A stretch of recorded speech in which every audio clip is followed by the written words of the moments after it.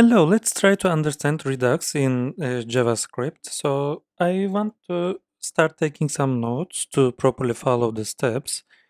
And I already created the empty template here and I start my application. There's nothing yet. And let me open a notepad here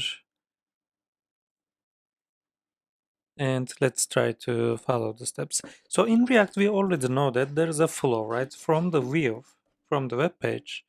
There are some actions triggered, and whenever those actions are dispatched, the state is updated from the state transition machine.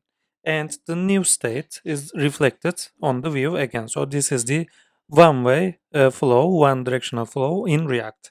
So in Redux, which is another framework, we will see some reducers to properly manage this state transition because sometimes it can be really complex. The states or different states of different objects can be shared between different pages or within different classes. So to properly, accurately manage this complex transitioning diagrams, Redux provides these reducers, and most of the time, this should operate in an immutable way. Like the original state should never be updated, but it should be duplicated, and within the copy of this mutation of this original object, some additions or removals should be done, or maybe updates should be done, and the new object should be returned as the updated state. Actually, let me try to find an image here on my browser so it will be way easier to understand. So this is a good illustration. All the inside that we will see a store too. Inside the store, we will see some reducers which will get the action and returns an updated state. So first reducer, and on top of that, we will see some stores.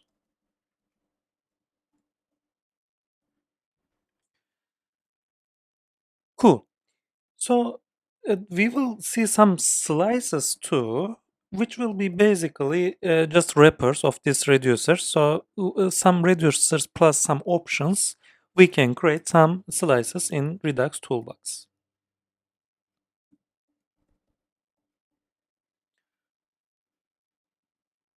or Redux Toolkit. Okay, so states are inside reducers or basically wrappers of reducers, which are slices, and those are kept within a store. Store maintains all the reducers or all the state transitionings. And there are some other additional functions which might be useful. For example, whenever an action is dispatched, if we need some additional operations before just updating the state, those kind of operations can be done within middlewares. Here, let me move a little bit here.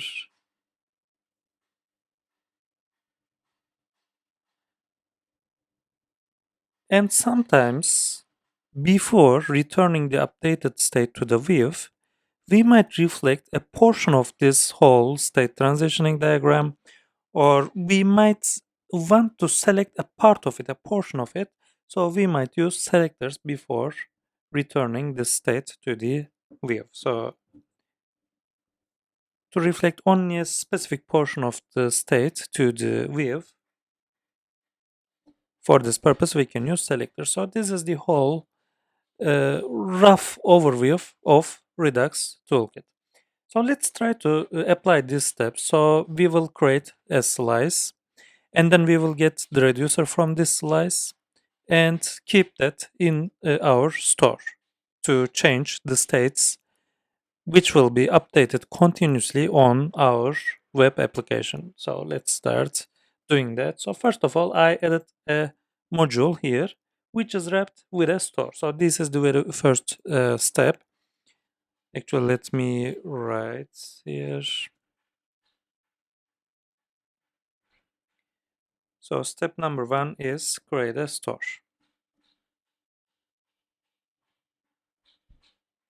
So in my template, I created it, and I in the module class, I added here. It's empty. So after I create my slices, I will add inside the store. So there is nothing inside. So let's start adding some components on our web page. For example, this is my web page, right? Let's add some static texts. For example, let's add a header here.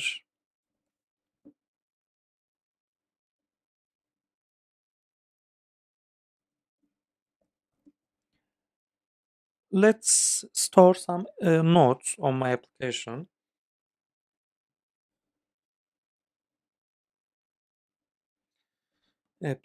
So I will see some notes here. So whenever I save, okay, my header is already here. So I want to save some notes, right? So I want to create a module here. Let's say it is my notes. Very cool. There is no module yet, so let's create it.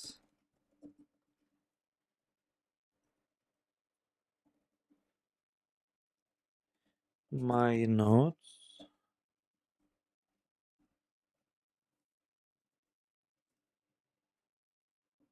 Let's return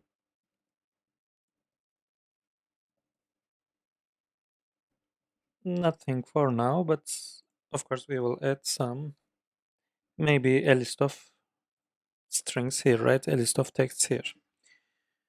Is there anything wrong in the application? Not yet. Very cool. So what we have to do is, again, we have to uh, keep our state transitioning in our store. So for that, I need, of course, a reducer here, because again, referring to my notes, I need a reducer to manage my state, and I will add this reducer to the store. And this reducer I can get from the slice. For what I need a state transitioning for the notes, right? Because maybe I can add some more notes after I start my application, or maybe some of them I can delete. So this will be a dynamic context. So notes will be managed dynamically with a state transitioning. Cool. So let me create a slice for that. From the slice, I will get my reducer and I will add inside my store. So first, okay, let's add this step here. Create a slice.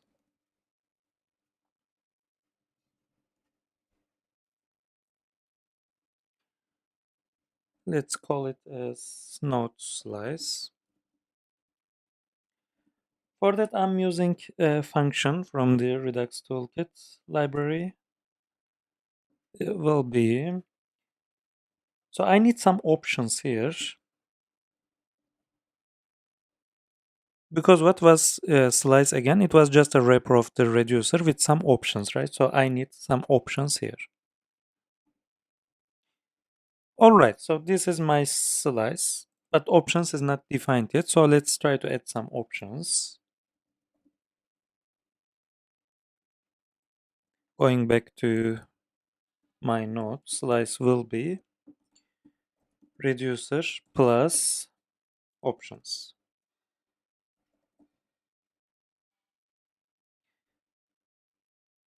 And store will be a reducer from a slice. Okay, for that, I need to create options. Let's create options here.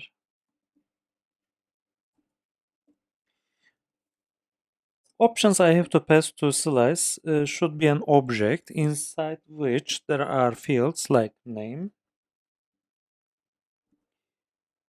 Let's call it as it is my notes. And then I need an initial state. And the basic functionality of the slice is the reducer. So it might be multiple reducer, more than one. So it will be again an object. So the first object is, I mean, it might be multiple reducers. So let's add the first reducer as adding a node. We said that the nodes can be, after I start my application, I might add some additional nodes or I might remove some of them, right? So let's say the first reducer is adding nodes.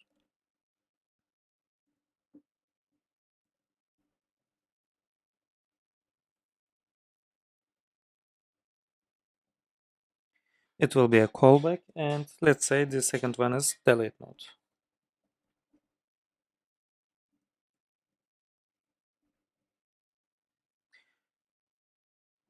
All right, so let's keep adding some steps. Inside options, name, initial state, and reducers. So what is this initial state? Initial state is once I start my application, what I will see in this dynamic context, right? So let's add this to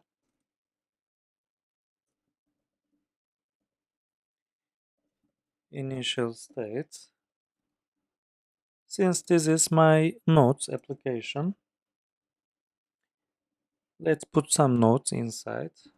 For example,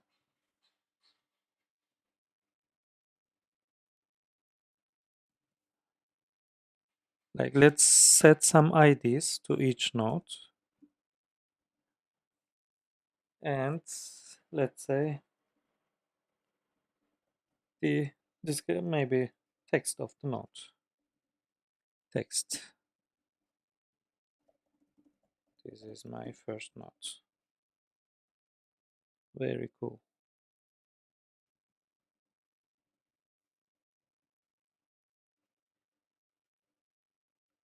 Okay, I can add some more. Like let's add 5 nodes here.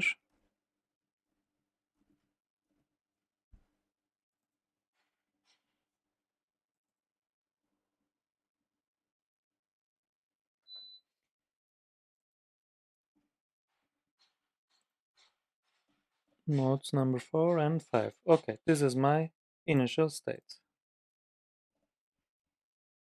All right, now it is recognized here.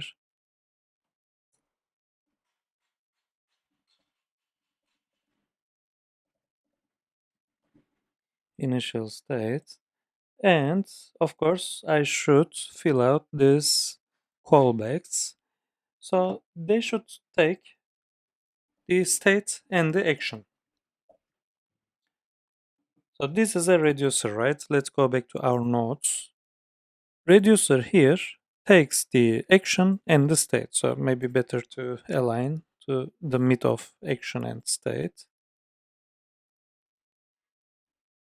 Okay, now it's better.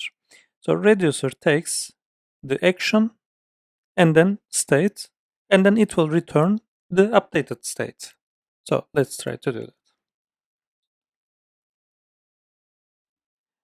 So adding a node action, what should I expect here? It should update the state by some additions, right? I'm adding some nodes.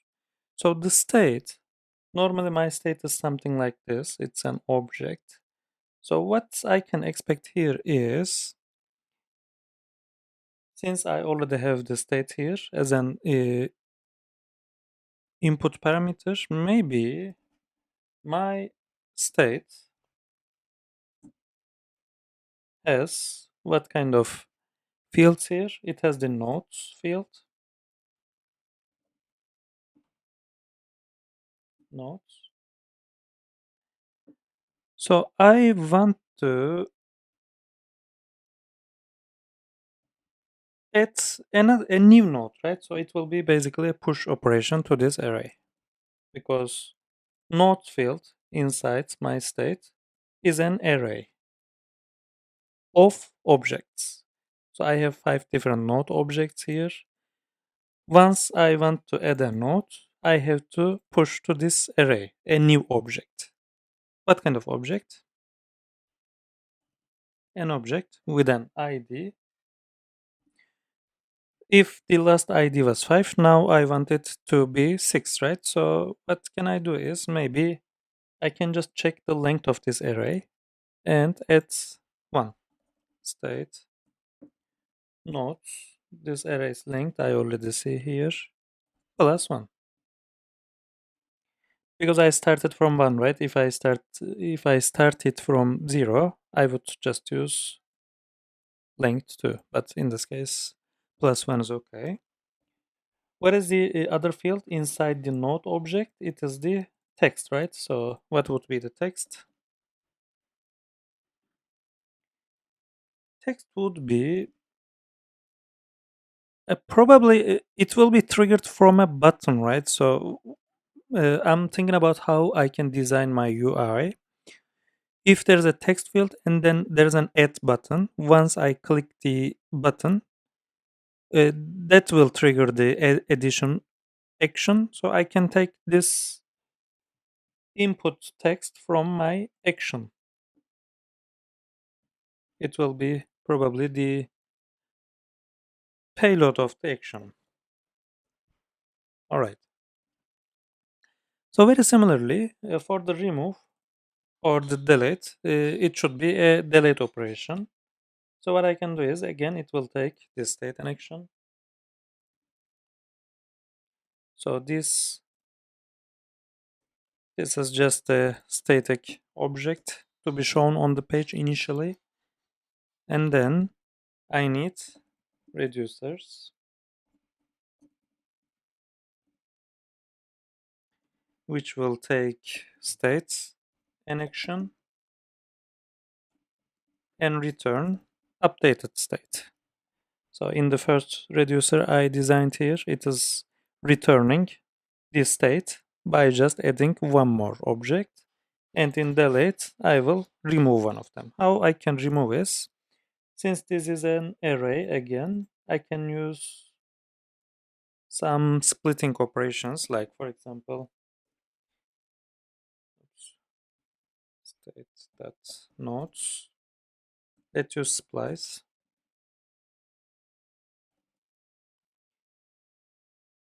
So again, probably I guess I can pass an ID from this action payload. So let's suppose the ID will be coming from the UI, from the view. So let's add an ID here. Let's add an operation which is managed by ID.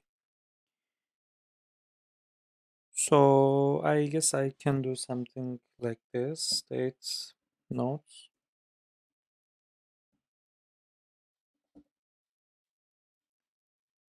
First find the relevant index.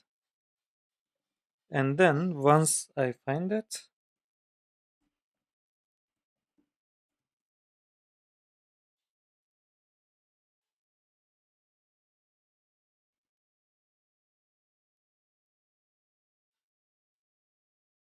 I mean, this is how I will find it. So I have to check.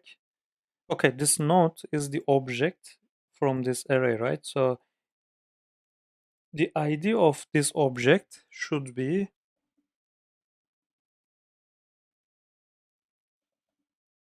equal to the ID coming from my action, right? Okay, I think it's okay. And after I find it, since it's a splice, I have to add one. Okay, which means it is a delete operation. All right, I'm done here.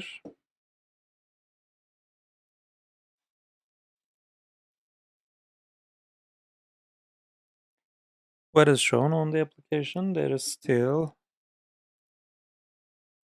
my note application, but I can't see the notes yet, right? Because notes is returning nothing, just empty.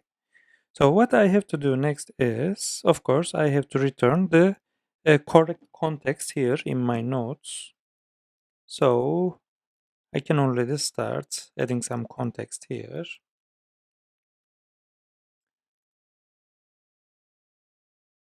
So previously I did a map function. Let me copy that from my other repository.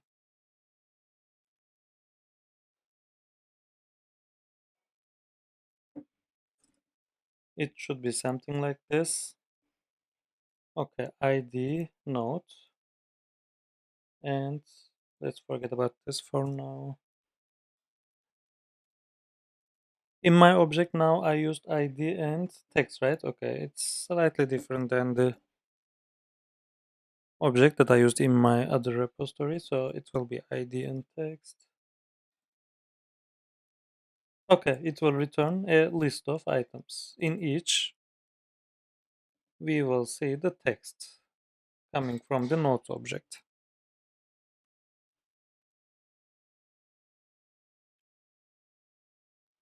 Cool. But what is nodes, right? Nodes is not defined yet. So nodes will be basically this a portion of this state. And what we saw here is we need a selector, right, to reflect the state to the view.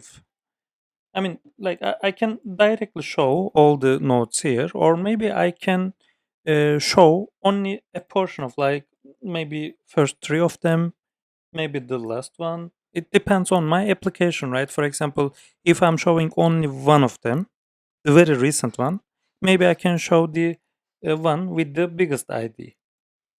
It might be the purpose of the application, but it depends. So I have to design my selectors here. So after I create these reducers,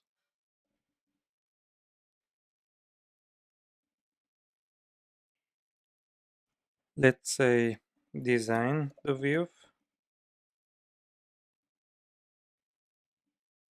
the relevant module.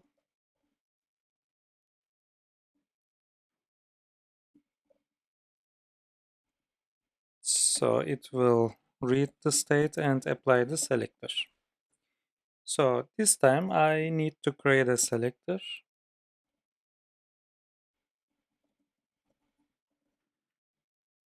And let's do it now.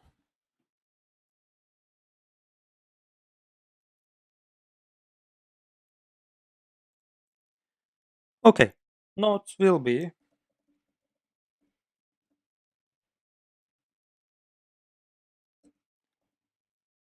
a selector.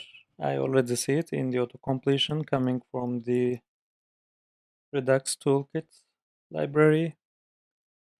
And again, I will show a portion of it, right? Let's say for now, let's show all the nodes.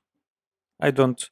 If it is too big, like 1,000 nodes, I cannot show all of them on a single page.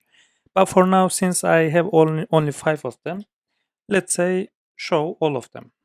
Select all nodes, for example. Cool.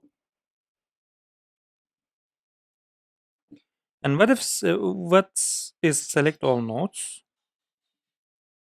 It's not defined yet, but let's define.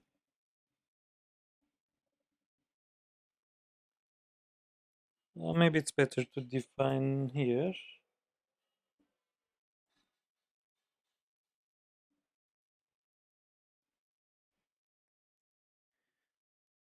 Okay, this selector will take the state, and what will it return?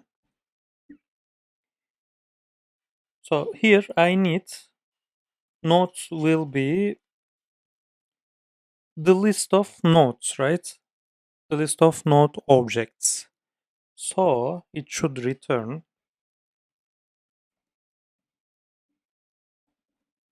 states. Let's go back to the state. It has nodes.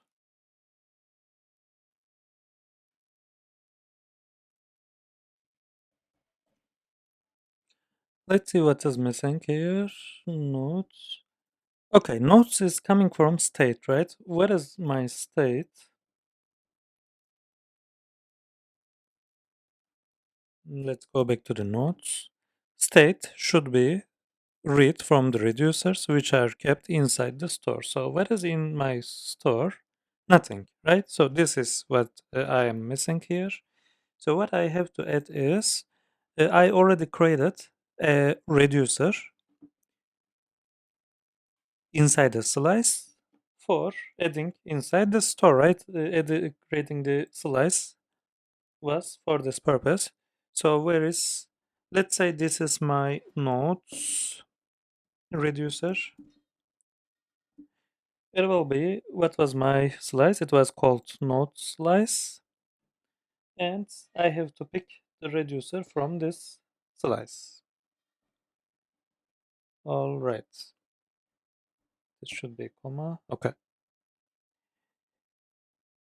So I created the selector, and then once we are ready, we have to add the slice from the reducer. So reducer is here created. So slice is ready. After everything is ready, we have to add the reducer from the slice to the store. Okay. Now we completed this step. Cool. Now I can use this reducer, nodes reducer, right? Where is this? It is here. Okay. Now I know my reducer. It is here. And from this state, I can read the nodes. Okay. I'm just returning as is. Like I don't do something like this, right? Because as we discussed previously, I want to show all of the nodes, not a portion of that. This is why I named my selector as select all nodes. This is my selector. Cool. How is my application now? Okay, it's up and running, but there is still nothing because I'm still returning nothing here. Cool. So let's continue completing this module component. So my nodes, what should it be? Now I have this map. I have those items and I can return these items right here. Okay. Since this is a list of items, I can wrap inside the unordered list items. Okay. And let's just use it.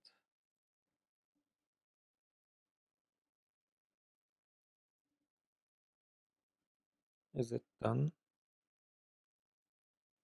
Yes, I can see my notes. Very cool. But of course, there is nothing I can change dynamically, right? Because I added some additions or removal actions here. I don't have any the action options here. So actually, in my initial repository, initial template, I had some delete buttons inside these nodes, right? Let's get it back here. I think here, just after the text, we can add some buttons which can fire those delete actions. Okay, let's do that. Button on click. What will it do? It will do something.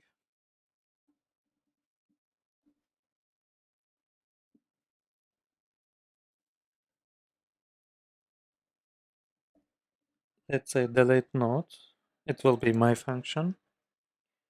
And I already have this ID here, right? On which node I'm clicking this button so that I can delete the relevant node. For example, I click this button. I have I will have this button in each node, right? In each node, I will have the text and then I will have a button. So on which I'm clicking this button, I have to delete the relevant node. So I can operate with this ID. Okay.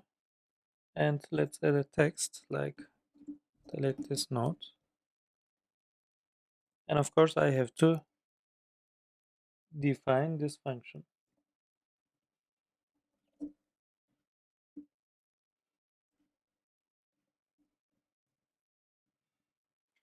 It will have the ID here, right? Okay. Yeah, I have the buttons here. But inside this function, it's still empty. There's nothing. So whenever, although I click this, nothing happens yet. But let's add some actions here.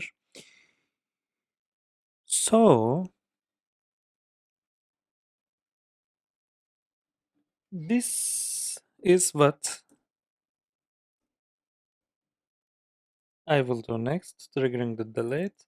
But what we did for deleting a node, we added this reducers, right? We somehow trigger this. So how I will do that is, for that, for triggering the reducer, I will use the dispatch again from the Redux.Toolkit. So let's create a dispatch.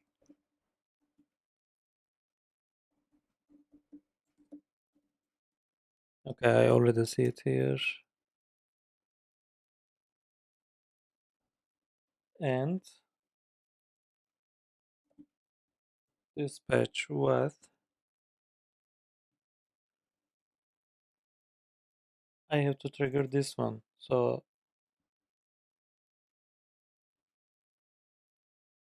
what is this? It is from my node slice.